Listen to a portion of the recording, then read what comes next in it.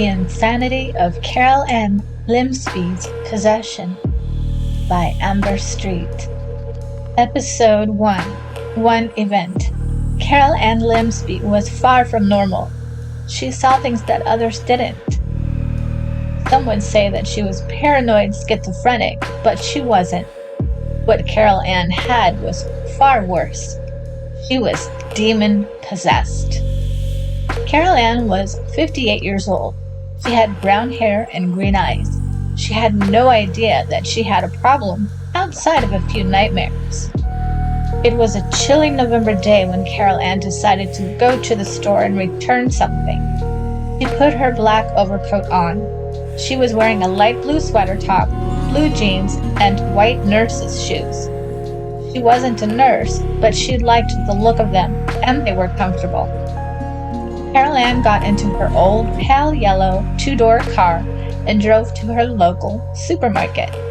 It was one of the smaller ones. She wasn't allowed in the large grocery store anymore, after having a few tantrums there when the line was too long.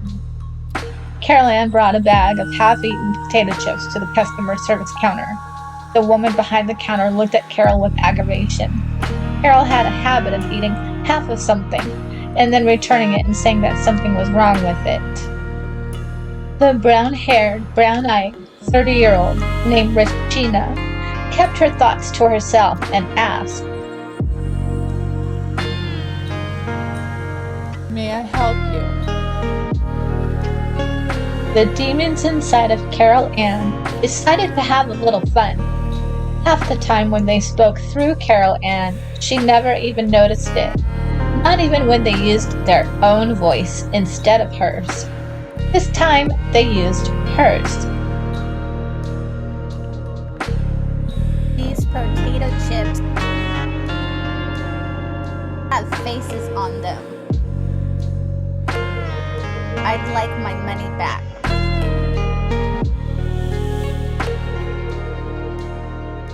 I'm sorry. Regina started to blurb out the usual response to a return, and then suddenly her expression turned from aggravation to confusion. Excuse me? Did you say that the potato chips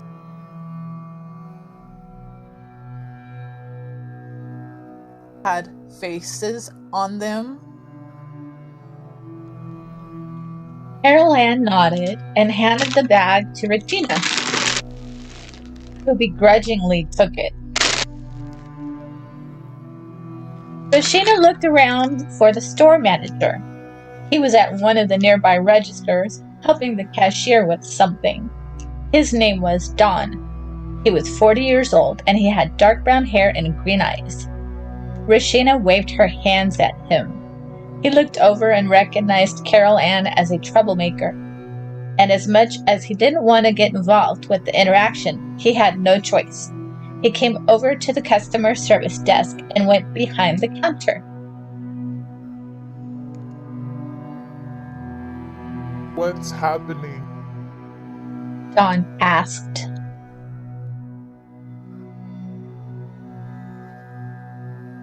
Dawn, this customer said that she would like to return these potato chips because they have faces on them.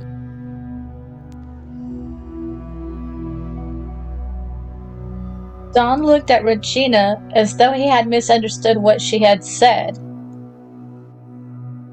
Did you say faces? He asked as he looked at Regina. Regina nodded. Don looked at Carol Anne.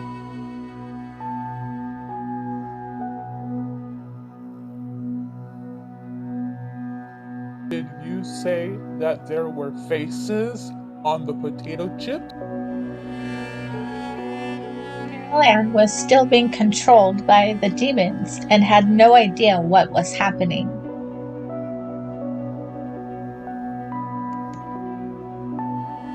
Yes, there are faces on the potato chips.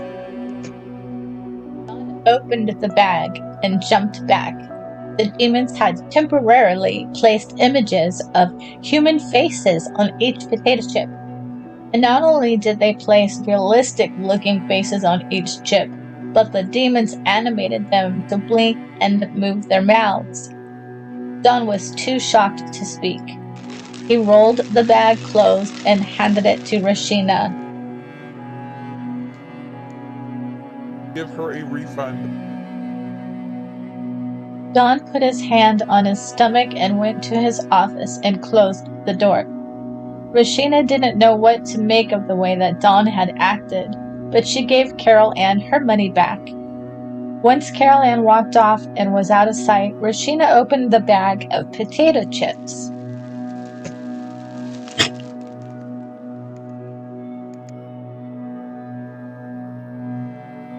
They look like normal potato chips to me.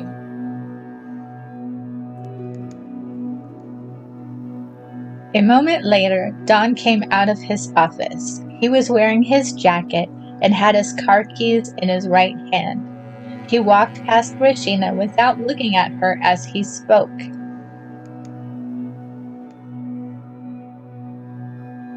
Regina, I'm going home early for the day.